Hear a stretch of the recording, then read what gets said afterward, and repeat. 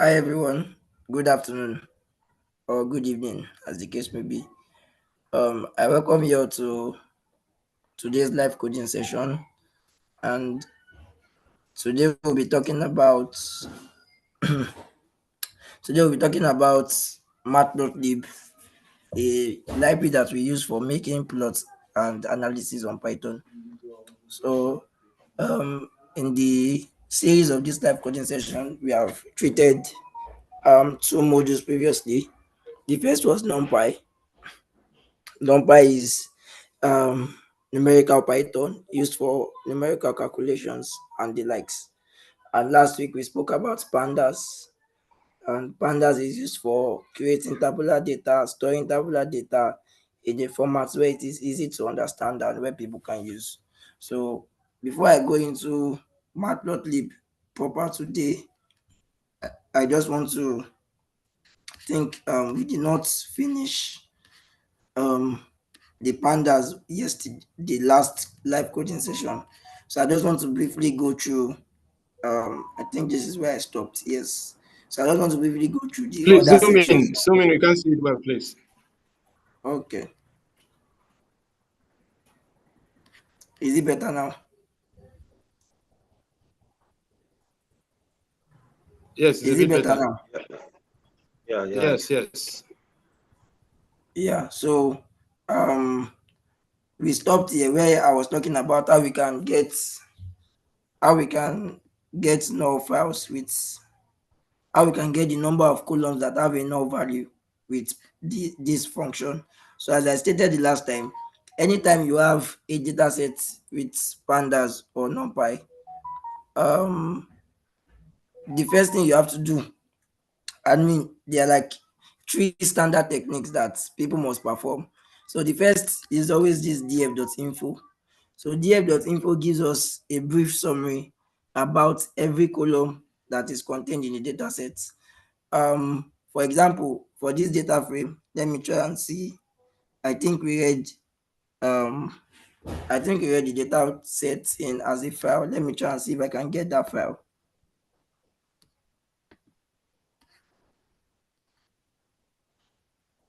Okay, so I think this is it. Okay, so let me just remove sample here.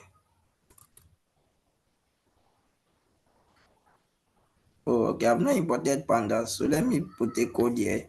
So import pandas. So import pandas as pg.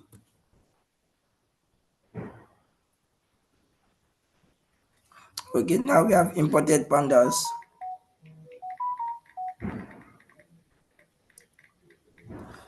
So if I run this column again, I should not have any error. Exactly. So this is the data set we're working with. So if I just want to get a brief information about, because df.ed just gives us the first 5 things here, 1, 2, 3, 4, and 5. But the data is actually more than 5 things. I say df.shape.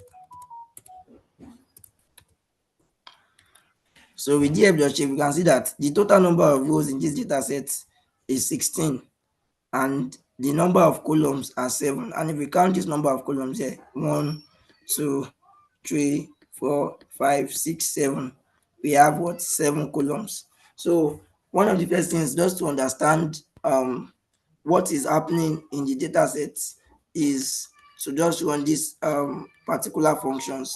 So the first function is to do the df.info. So when you run df.info, you see, okay, these are the non-null values, this is the data type. So with this, you have an understanding of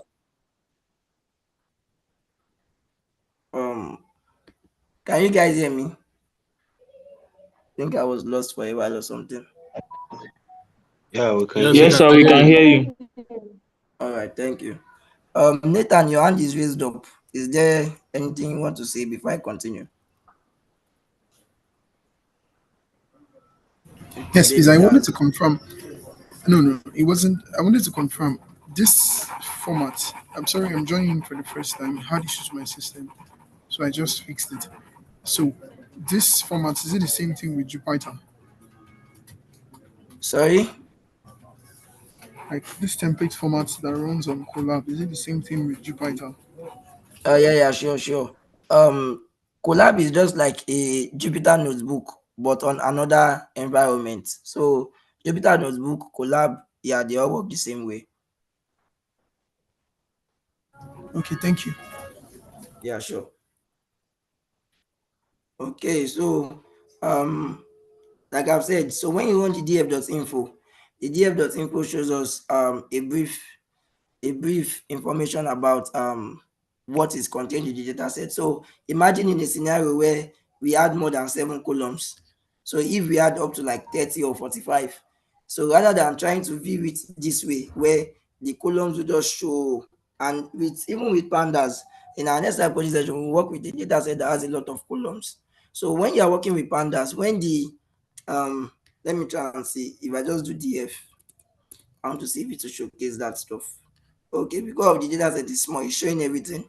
But when you have a lot of values or a lot of rows or a lot of columns, pandas cannot show everything at once. So it will just show probably the first 3 or 4, then put like 3 dots, then show the last 3.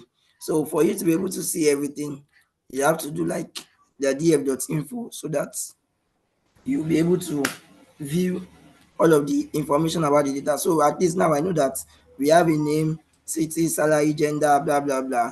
So I know that the total number of rows we have, there are 16 rows, and that goes from 0 to 15. So for this number 5, education, there is a row that is what? That is not null. So sorry, there's a row that is empty. So when you see that the yes, I'm still there. When you see that the number of values you're having here for your non-null values is not equal to your number of entries, that means that that particular column contains empty data or data that is null. So the other thing that we run is df.describe. So what df.describe does is it goes into your data sets and it picks up all of the numerical columns. What do I mean by numerical columns? When you look at your D type here, so any column that every value in it is a number, either decimal or integer, it is registered as floats. In some cases, if there is no decimal place there and every number is a whole number, you will see int 64 instead of float 64, but it means the same thing. So any column, when you check your df.info, and you can see that this column, the object type is showing you something that is not object. It means that you can use that column for calculations the way they are. That means pandas was able to understand that every value here is a numerical value that can be used for calculation. So so what df.describe does, it goes into the column and selects. So you can see that we have just 2 columns that are numerical. The first is the age and the other is the salary. So with this, when you do df.describe, so it goes into that column and just tries to give you a summary of statistics of the values. So what are the statistics? It just gives you first the counts. So you can see that for both the age and salary, the count is 15. 15 year, 15 year. So it means that in the age and salary, sorry, this age, it means that in the age and salary, there's one particular row that the age of the person was not recorded. And there's also another particular row where the salary of the person was not recorded. So the mean age. So in a data set, let's say the first thing you are given a data set, and the first question that you are asked is what is the mean of the age of people that are in this data set. You don't have to stress yourself to start doing calculation to get all of the ages and stuff like that. This is the mean age in this data set. So for employees that are in this data set, the mean age is 32.27. And what's the mean salary? The mean salary is 120,000. So this is the standard deviation, the minimum value, 25% distribution, and the likes. And then the last thing is this function here. So what this function here does is it checks if it counts the amount of empty rows that are in a column. It counts the amount of empty rows that are in a column. So for this column, the H column, we have just one empty row. So this is useful when you have large data. As we'll show in our next live coding session, when we will be working with a real life data set, you will see that all of these functions help you to understand the approach you have to take when you want to work with the data rather than going in blindly. So to fill missing values in a data set, to fill the missing values, Pandas provides us with a function called FILNA. This is the function here. So as you can see, when we ran this here, this was age was 1, education was 1, salary was 1. So after I run this particular column, and if I try to run this particular code again and say field underscore NA dot is NA dot sum, I should get 0 for everything. Okay, so field data. So you can see here that field data, before previously when we ran this function, we were getting some values that had empty values. But because we had run this particular method, so what this here does is it goes into the data set and fills the value that is there with 0. So let me try and show you that this. So let me go into df, the age, for example, and let me get the row where the age is null. mp.nan. Okay. Yeah. So what I'm trying to do here is, okay, I've not imported numpy. Let me import numpy.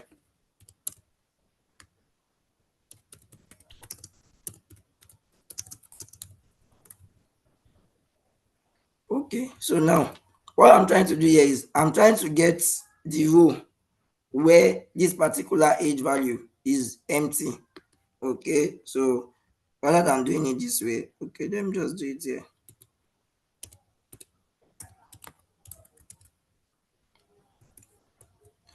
Sorry.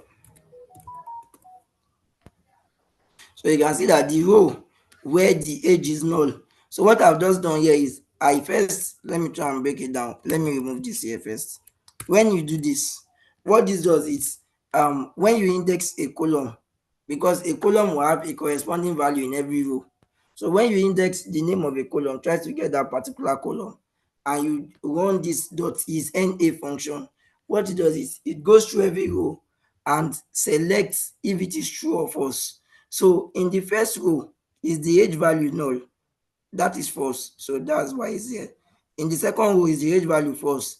That is false. It puts that here. But when it gets to the fifth value, is the age value there null? That is here. So it answers this as true. So when you have this kind of boolean, you can now use it to index the data frame. You know that this is the data frame, and this curly bracket here are what we are trying to index. So if I now run this column now, what will happen is that because of I had just one true, so it goes through that list of false and true, and it only returns the rows that correspond to true. So in this data set now, the only row that corresponded to true was Frank at number 5. So now that I've filled this data, let me try and get in the field data. Let me try and get the index of 5.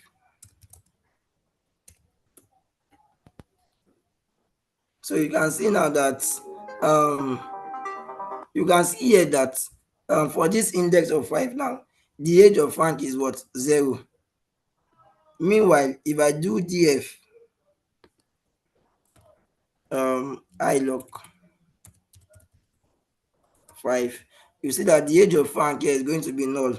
So null is represented as NaN value. So you can see now that to fill a data, so when you have missing data, depending on the strategy you want to take, as you go further into data science and analysis, you start learning that there are approaches you take when you want to undo null values. So to just give you a brief insight, when your null values, they are numbers, when your null values are numbers, you replace the null value with the mean of every other value. That's one of the method that we use. So when, let's say, the number of null values are around 10 to 20 from a data set of 1000, then a good strategy in that instance is to replace those null values with the mean of that column. But when your values are not numbers, when they are like objects or labels, we call them categorical in nature. You will learn more about that as the course, as the internship progress. So when they are categorical in nature, we replace it with the mode. So because we can only calculate mean with numerical values, so for categorical values, what we do is, rather than getting the mean, we get the most occurring value. So we are trying to say that there's a probability that this particular row, this category, also falls into the most obvious category that has been selected for previous rows. So over time, you will learn more about how to handle data. So another way that you can handle data is filling it with zeros. And in Python and machine learning, there is no standard method, let me just put it that way, of doing something. You just have to keep trying different methods till you get a method that gives you the best results. So it's possible when you fill the null values with the mean, you get an accuracy that is lower than when you fill the null values with zero. So when you want to work on project like that, it's good to have knowledge about what is the most likely values that can be used to fill the null values. Sorry. So now we have filled the data with zero. So another method, okay, is dropping the null values. So what dropping the null values does is that it goes through every row, and any row that has a particular null value for any column, that row will be removed from the data. So if I do this now, if I do df.shape again,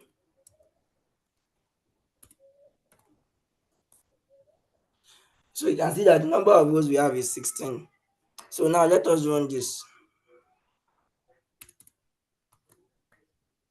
And now we have dropped the null value. So if I do clean the data dot shape, you will see that the number of rows is going to have reduced.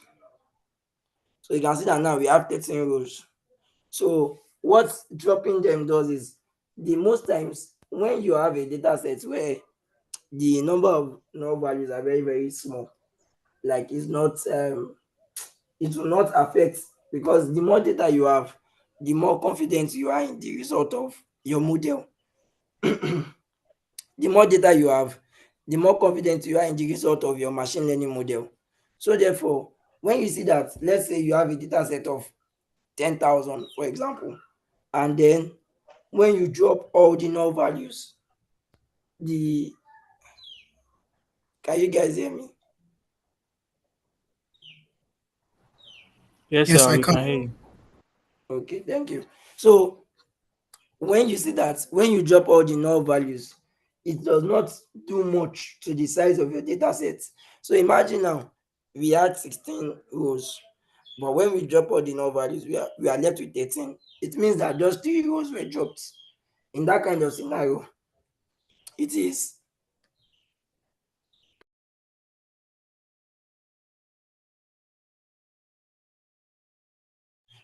sorry. So in that kind of scenario, it is okay to drop the null values, because dropping them does not harm the data that you have. But imagine in a scenario where you have 1000 rows, and by the time you drop every row, by the time you drop the null values, you are going to be left with just 5 or 7 or 10. You know that that's not the right approach, because you don't have enough data for you to train your models or do anything.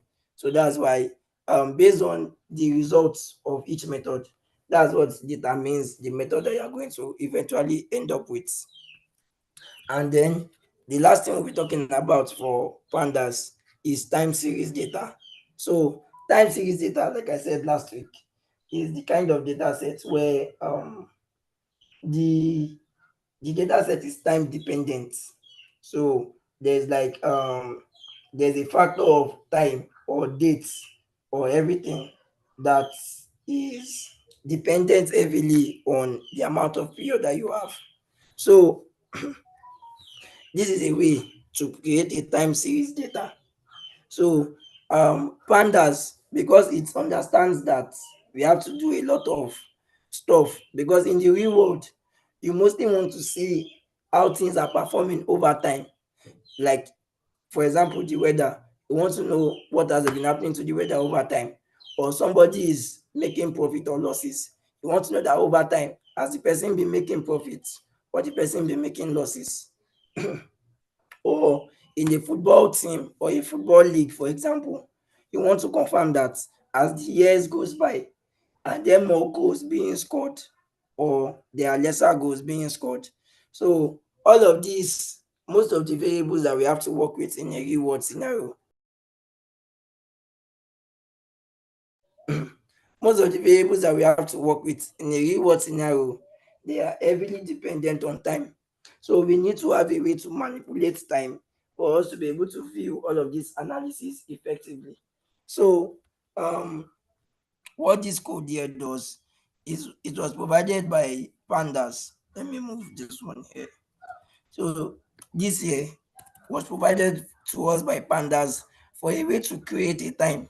So it's possible that the data set you have does not include the time, but like it gives you a range. So let's say, for example, someone just gives you a data set that contains the profit and loss.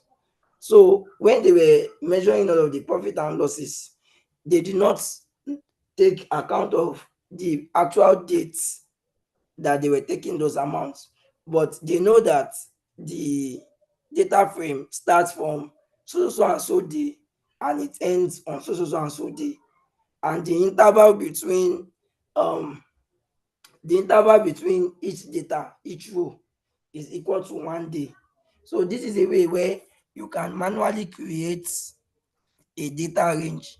So if I check what is inside the dates, so you can see that this is a date time index. And then when we ran this code here, we started from the year 2022, the 1st of January 2022, and we said that we wanted what? 5 periods. So what we have here is the first day, then the second day, then the third day, the fourth day, and the last. And you can see the frequency here is daily. So if you want to change the frequency, let's say you want to change the frequency to monthly.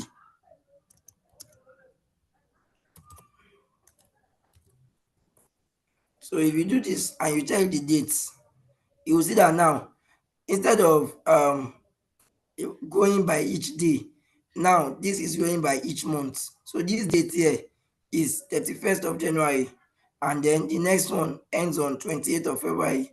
Then the next one is the 31st of March. So this is we trying to show that this is a monthly frequency. You can also show yearly and the likes, but let me change this back to daily frequency. Okay, and then let me print out the date. So this is every day from the 1st of January 2022. So to create a data frame from this, you just have to use the same method. The only difference here now is that our index is the what? Is the date. So normally, if I had created a data frame like ts underscore df, you can see that now the index of this data before, for example, in df, our index is like 0, 1. I want to show you. Okay, so this was our index here. Our index here is 0, 1. So it's like index of numbers. But when you want to work with a time frame, a time series data, we always try to make sure that our index is the date range that the data is going to contain. So in our time series data now, So these are the dates and the values. So this value can be anything. It can be the salary of a particular person. It can be their profit on that day. It can be their loss. It can be anything. This is just me trying to show a quick sample. So one thing that you can do with time series data is that you can resample a data. So okay, dot to date time dot set index.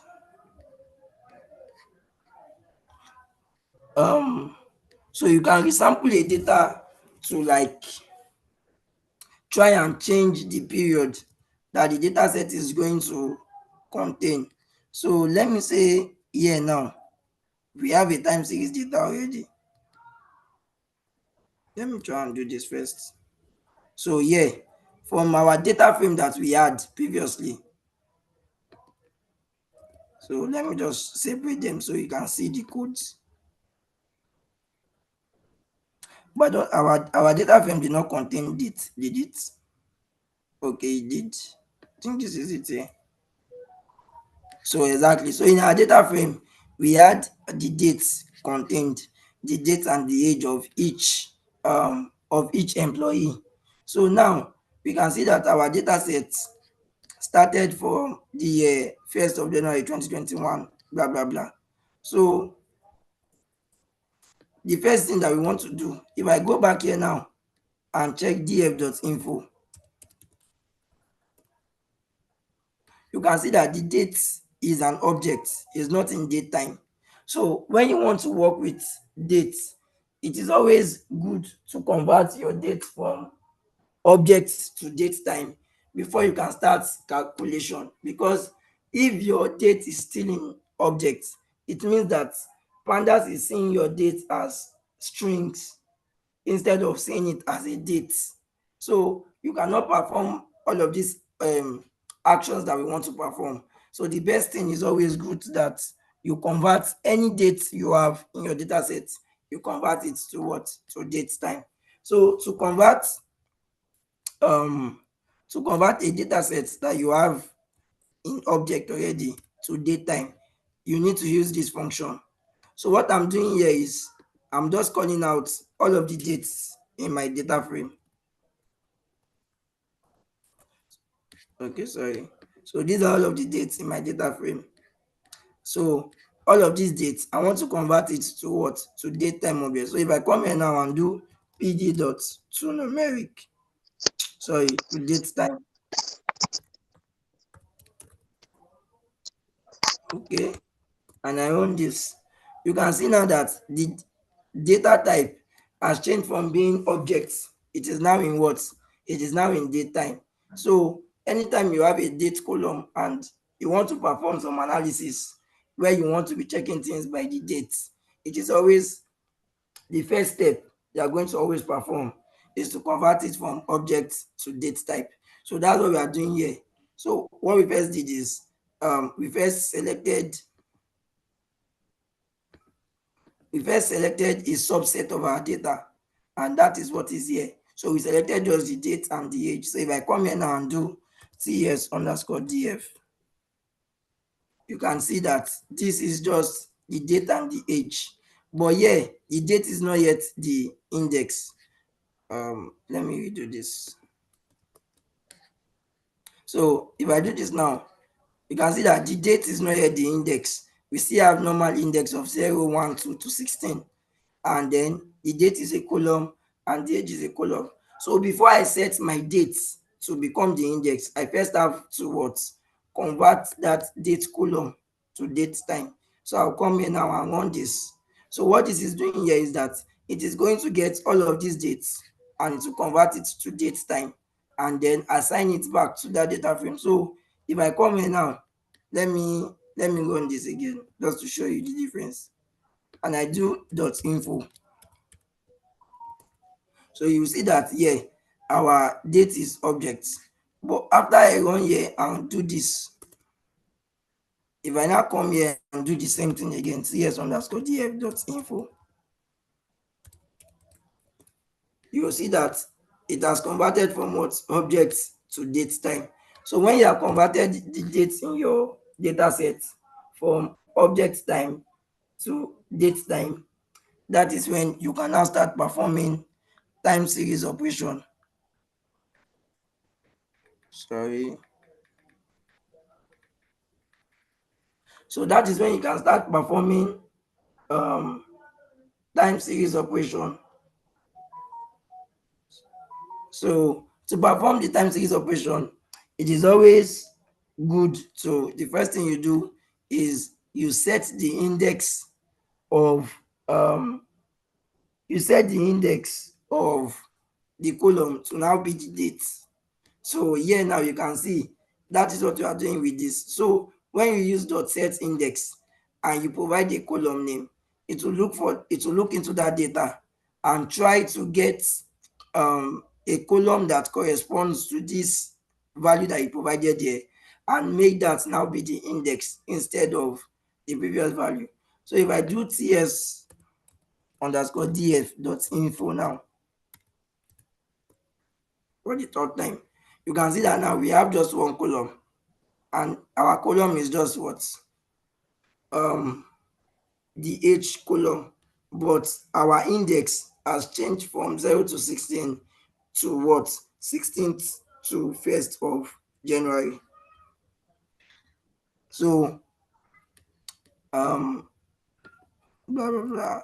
If I do this now, so this is basically how you can convert either you can convert a data frame that the date was previously in object to a time series data. So this is not the only format. Sometimes your dates can be provided to you in this format. Let's say your date is provided by 20, instead of using slash 3.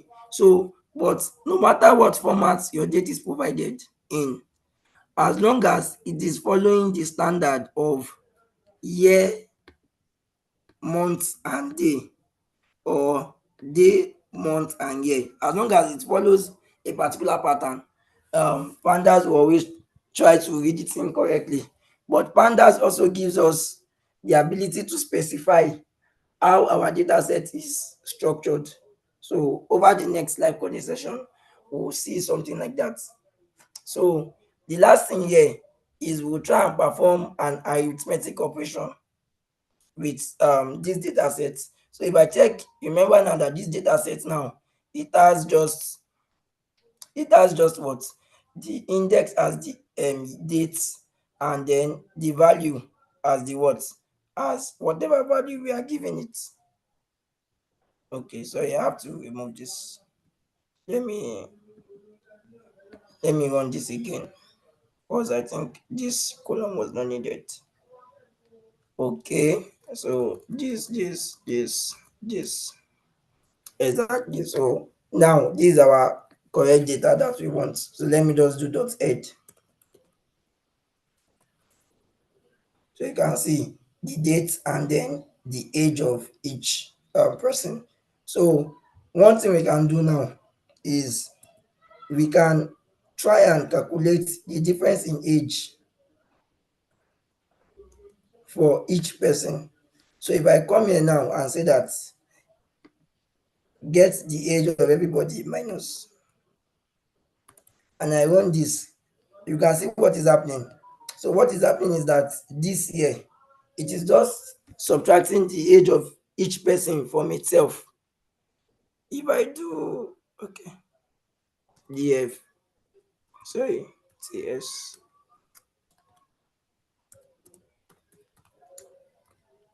and I run this.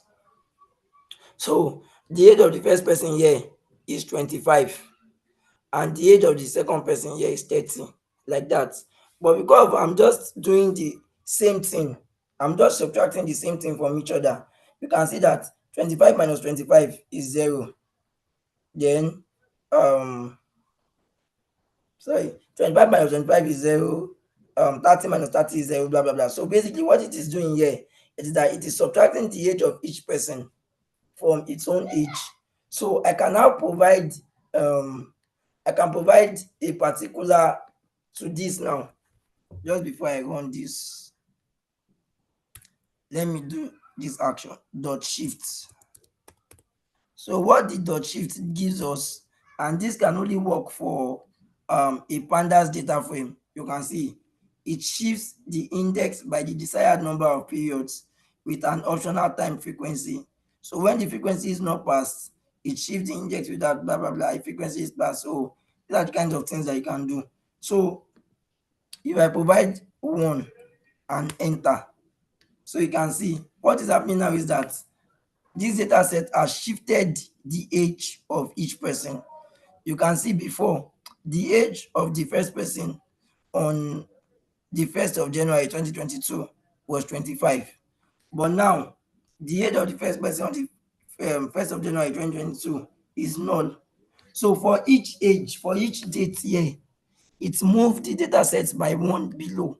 So you can see now that on the second day, that is when we now have an age of 25, that is here.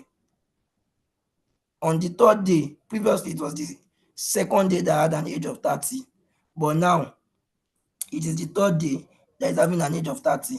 So that is what these are the kind of things that we can perform with time series data, where we begin to like try and perform numerical operation. So with this now, if I now do the actual age minus this value, so you can see what is happening now. So what this is trying to do is that for the actual age, it is now subtracting the shifted age from it. So remember previously when I shifted, the date, the age here became none. So anytime you have a none, any operation with none will always end up in none. So that's why we have this here. But now on the second day, our age is now what, 25 on the second day, and meanwhile in the previous day our age was 30. And then probably I should try and print both of them out for you to see. Let me print out the normal ages. Okay, and then let me print out the shifted ages.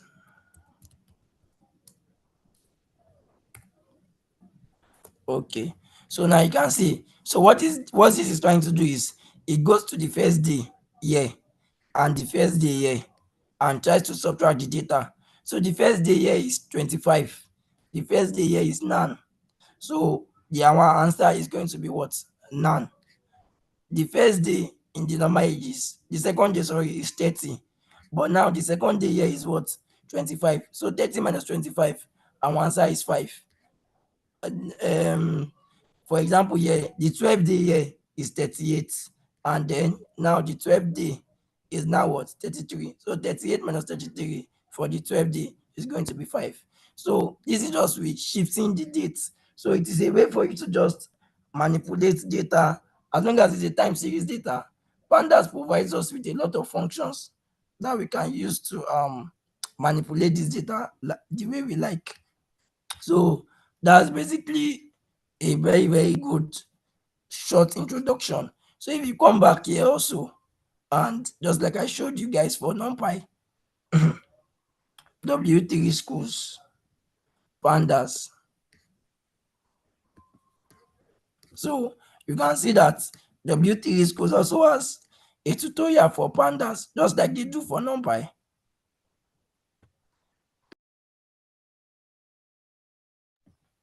So just like they do for NumPy, they have a very, very good tutorial for what? For pandas. And you can learn how to read data frame. The only thing we read in here was CSV. But yeah, they have how to read in JSON data also. So how you can clean data, clean empty cell, clean wrong formats, removing duplicates, how you can calculate correlation, and a lot of different stuff. So as usual, I advise you that after going through the course content, just try and visit W3 schools to try and have an idea, to try and have a more expanded idea on what you can do with pandas. So our time is fast spent. I'll just do a brief introduction of Matpotlb, and then we'll talk about the key features And then probably in our next live coding session, I'll be now showcase the features of Matplotlib. So Matplotlib is for visualization. It provides a flexible and intuitive interface, blah, blah, blah, empowers users to create visually appealing and informative visualizations. One of the main talking points of data analysis is that it is not always easy.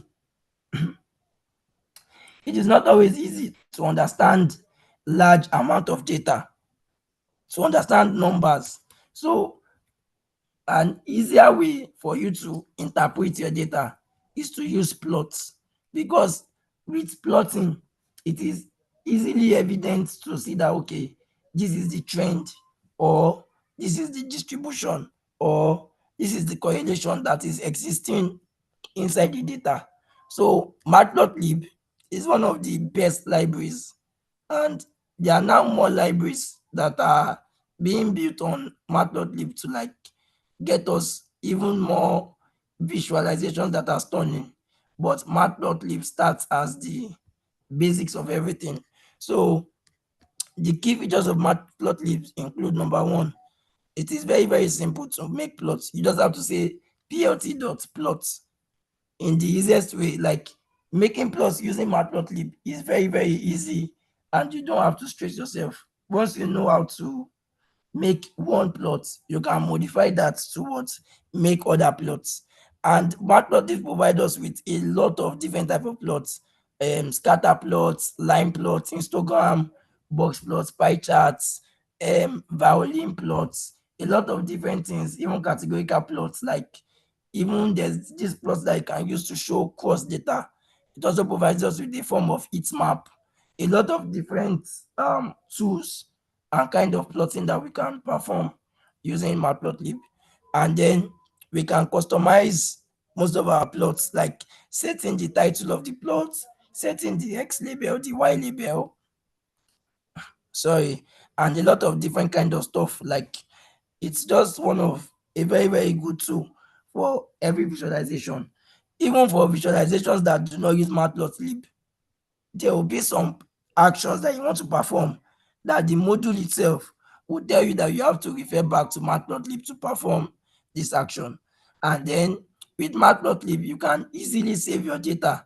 So you can save to PDF, you can save as a picture, you can save it to SVG file, a lot of different formats. As long as it's a format for sharing picture, you can save your plots using Matplotlib. And another feature is that in most Jupyter notebook, normally when Matplotlib was created and with the way Python works, when you create plot and visualization, it does not show automatically. So when you create a plot, you are meant to use the keyword plot.show before you can see the result of whatever it is that you have plotted. But over the years, seeing as it became so important and how widely used Matplotlib is, things like Colab and Jupyter Notebook, they have now integrated it into their platform, where you don't have to say plot.show before you can see the result of your plots. Immediately you make a plot, you can easily view the results that your plot is trying to tell you, and you can see the results. So just to show a little bit of something, I will try and plot the age as let me try and plot a what's an easy thing I could plot here, just to show import matplotlib dot pyplot as plt. Okay, so let me try and plot the age. Plt dot plot df age. So you see that as long as you're providing, so this is a line plot, and this line plot is just showing me the different ages that are in the data set. So you can see that the ages, there's no age that is less than 25. There's an age that goes up to 45. Then we don't see any age in this range. And then ages now go from 35 back to 25. People also get around 38 and down like that. So this is an easy line plot that just shows the kind of ages that are existing in this system. So before, usually running this will not generate these plots. I have to use plt.show before this plot to be generated. But because they know that it is not easy, or it does not make sense to have to keep writing this, so that's why it has been integrated with Python and Colab's Jupyter Notebook to just show the plot immediately you run the code. So with that, we have come to the end of today's live coding session. In our next live coding session, we'll show the use of Matplotlib more extensively, and how pandas have used Matplotlib to be able to provide us with tools for visualization. So rather than using PLT, like I just did, pandas itself has provided us with some ways where when you perform an action, like say you group a data or you sort a data, you can plot directly using that pandas data frame. So all of these are things that we'll showcase in our next live coding session. And if there's enough time, we'll just try to talk briefly about sklearn, and we quickly fit a small prediction model. So as time progresses for people in the machine learning track, so in the data science track, you work more with classification and prediction models. And for people in the data storytelling, you work more with visualization libraries. So Nathaniel is raising up his hand. Is there something you want to say before we end the session? Yes, I asked a question on the chat. Oh, okay. Let me just check that. The slides, yes. By the next live coding session, both the slides and the notebook that I'm using currently will be provided to everybody for extension. So by the next live coding session, yes, the slides will be made available. Hello, sir. All right, no problem. Yeah, no Hello, sir. problem. My Oh, okay, I question can hear is, you. I'm much familiar with Jupyter Notebook. So, is there, because I'm new to this Colab of everything. Is it that Colab has more features than Jupyter Notebook? Not necessarily more features, but Jupyter Notebook works on your local system at least most of the times. So the amount of processing power you have using Jupyter Notebook is limited to the processing power that your system itself has. So if your system is a 4 GB RAM system, for example, when you are working with a large data set, it might not be able to process all of the data sets fast enough for you to be able to do some of this operation. So that's why I myself, as long as you have a internet subscription, I recommend that you just use Colab Notebook, because Colab Notebook gives you, like, I think 16 GB of RAM. Let me just probably confirm that. Um, Let me see. You can just, can you guys see my screen? Yeah, you can see it. Exactly. So you can see here that the amount of RAM that we have for Colab is 12 gig, and then you have 100 gig of storage. So it gives you, like, you don't have to burden your system with some of these processes. And over time, as you start to create deep learning models is going to require GPU. So if your system does not have a GPU and you're trying to train a deep learning model, your system might freeze up, or you might not even be able to use the system for like hours till the training is done. But when you are using Colab Notebook, they give us a free GPU, and the GPU is like 8 gig, if I remember correctly. So you can connect, you can change your own time. Let me see, change your own time type, yes. And then you can choose what, a GPU T4, or you can even choose a TPU. So these are the features that Colabs provide. But apart from that, there's no difference between Colab and Jupyter Notebook. And if you are more comfortable with Jupyter Notebook, you can continue with that, no problem.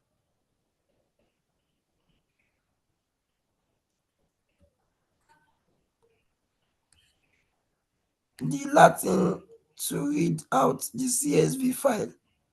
I believe this is the file for the quiz. Unfortunately, I'm not meant to try and do things that require the quiz, but I think I can confirm that this is working because we have some interns that have submitted already. And they read the data using the same method. Okay, so but Mr. Adebayo, I would again try to confirm and ensure that the data set can be read correctly before you can just probably send a message on Slack again. So others will probably tell you what they did, but I can confirm that the Latin is working correctly, the Latin encoding. So maybe you are using the Latin, there should be no space between the Latin, the hyphen and the one, like everything is together. So maybe try and make sure that there's no space between the Latin, the hyphen and the one. They are all written together. And Sure, maybe sure. that's The Latin is working. The Latin is working yeah, correctly. it's working correctly. Yeah, no problem. Okay, guys. Thank you so much for another session. We'll meet again next week, and that will be the final live coding session for stage A. So the Thank you so next much, sir. after that coding session, I believe most people have selected the track that they are going to fall into. So we'll have a different set of tutor for each track that will also continue with the live coding sessions, explaining different concept of whatever course you are taking. All right, guys. Um, thank you very much, and see you guys next week. Bye bye. All right. Thank you.